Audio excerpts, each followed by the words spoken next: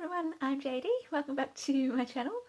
I'm sorry I forgot to have the journal ready to show you in the last video about the Beyond Blue fundraiser challenge for anyone who donates a craft item towards mystery packs that will be sold in my Etsy shop for $10 and all money will go to Beyond Blue.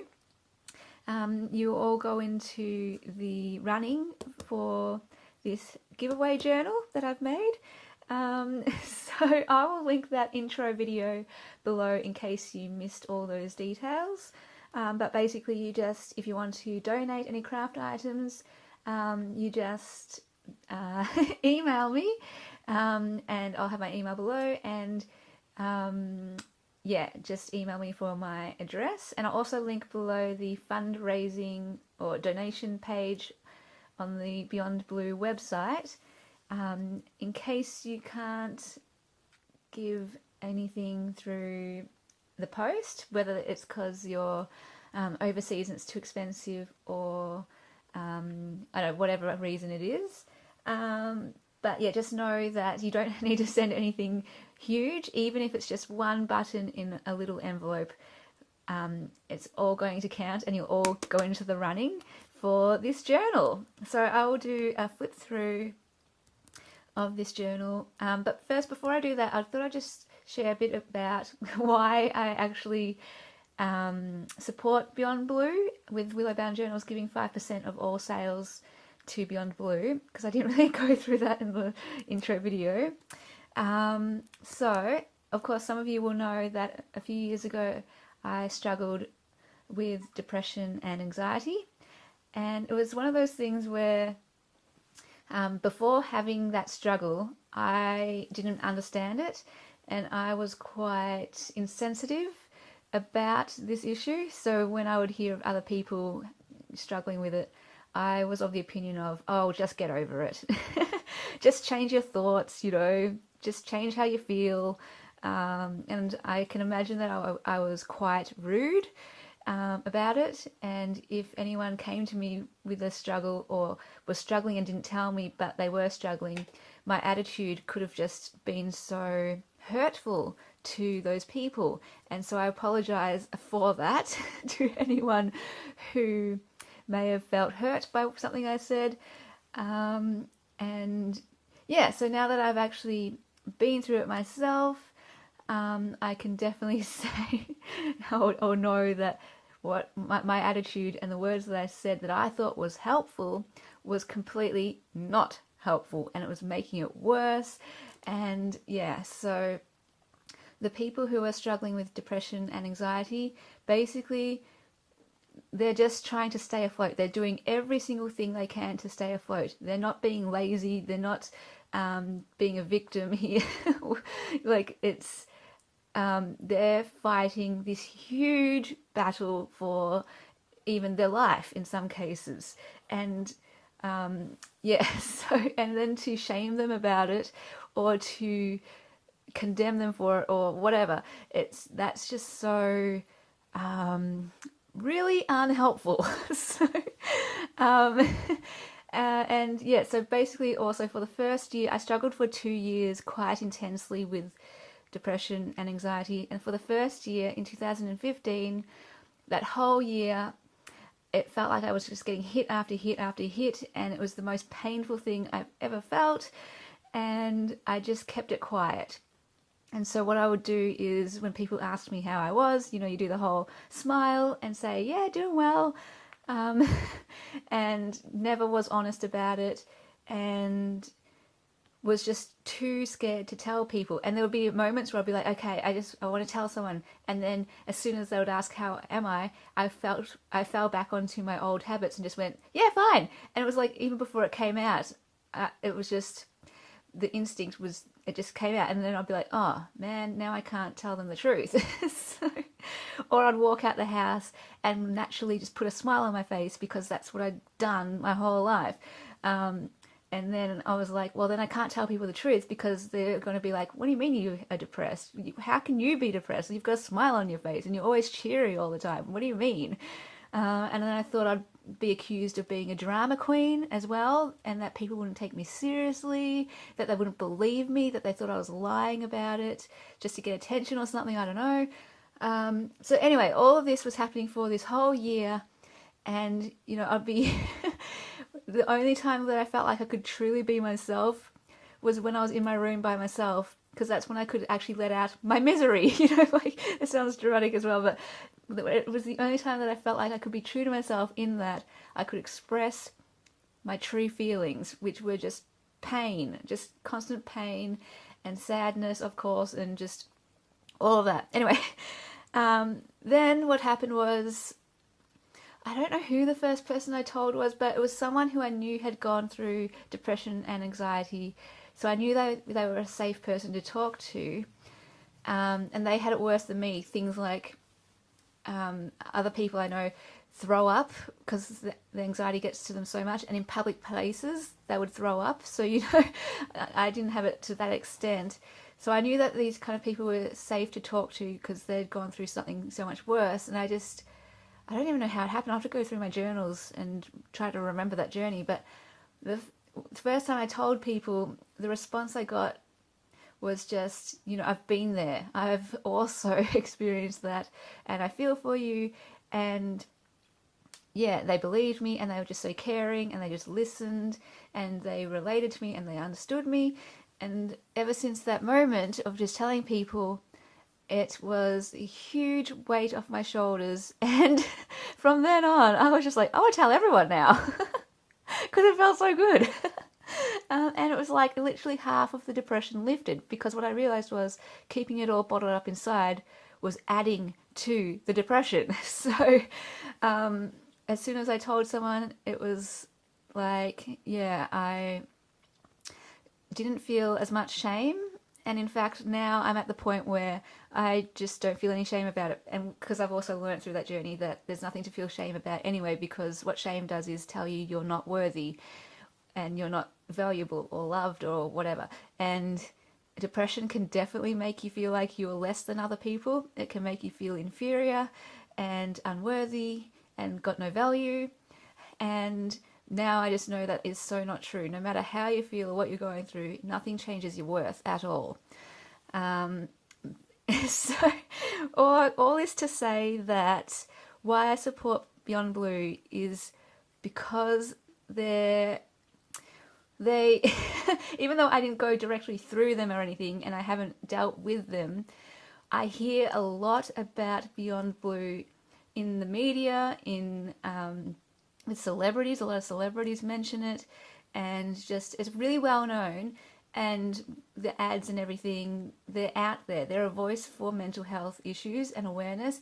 And what my main goal, I suppose, is with mental health awareness is just talk about it. I don't want mental health issues to be a taboo topic, because people suffer and struggle so much, and I know that firsthand. If you don't talk about it, and if you think it's taboo, and if you think people are going to judge you for it, you're going to keep it quiet, and that's just going to make things so much worse.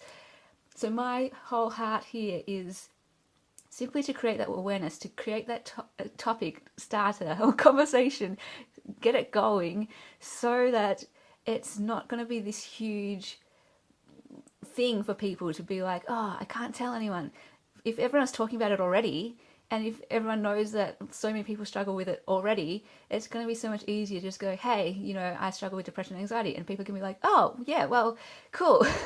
I know about that, and lots of people struggle with it. Even if I don't struggle with it, I know lots of others, and it's like, I'm not going to get my wording right, but it is kind of like a normal thing in that lots of people do struggle with it. And there's no taboo about it. There's no shame about it. And I hope this is coming across in why I support Beyond Blue, is just because they're already starting this conversation, and I want to jump on board with that, and jump on board with that awareness, and starting that conversation, or keeping it going, I suppose, to the point where one day this is no longer taboo and everyone can feel safe to talk to anyone about it. So, okay, that's the why behind it. And this is the journal. Let's get into that now. It is one of the silhouette journals, and I have to apologize because I said that it was similar to the postcard journal. I'm getting confused because I have some in that series of the postcard kind of series journal in that style, and I also have some in this silhouette style. So this is one of the other silhouette journals that I am giving away for this giveaway, and this is the cover, and I used it as inspiration.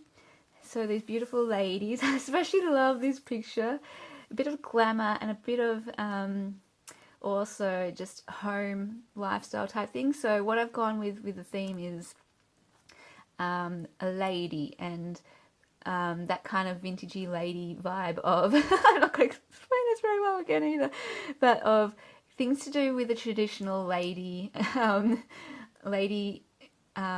with these pictures. So beauty, so there's kind of makeup and jewelry and clothing, and then this homebody kind of style too, like sewing and knitting and creativity and cooking and that kind of thing. So I hope that makes sense. All right, let's just get into it. I love this image so much. I really, really like this one. So, okay, and kind of eclectic style again, and also the vintage kind of look with the coffee dyed pages. So we've just got a library card in the front to write the details about the journal in here. And love this page so much. Oh my gosh. So the brooches, and that's what I mean by lady, pretty, beauty, you know, that kind of thing. And same like muffins, or I think they're scones or something. So there's quite a few Daphne's Diary magazine pages in here, because that just lends itself towards this style with beautiful vintage images and creativity and recipes, and love this page so much. So whoever gets this, you're getting one of the journals that I really, really like.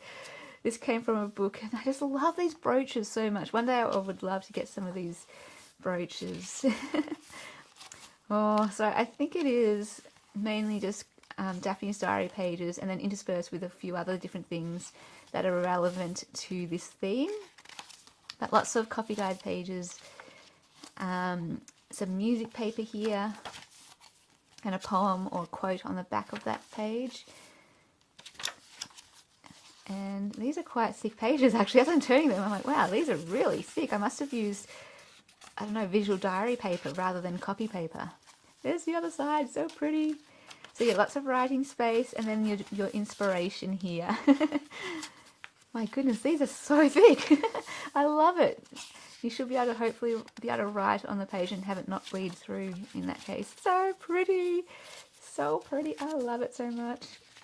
Another Daphne's Diary page. Some more music paper. I love these vintage photos, the look of that. This is to do with like cooking.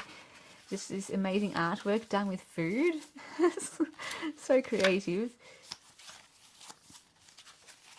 And again, these are, oh, I just think these things are so gorgeous. And a lady, I think she's sewing or doing some needlework or something like that.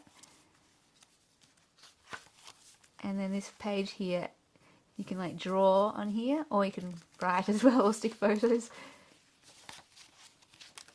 There's the other side. So pretty. I just love anything glass or crystal and silver. I try to look out for those kind of things when I go op shopping. There's that beautiful artwork. So it's just like this pear, and then it's created into this beautiful artwork. So yeah, in Daphne's Diary, they highlight lots of artists, and some of the things are just so creative. Love this page too. And this is like a craft idea where you can stamp onto cushions or onto the fabric, and then you put it onto the cushion or on the cushion covers. Yeah. And this was like a freebie in the that particular magazine. There were these cut out label things that you can write on. More drawing space.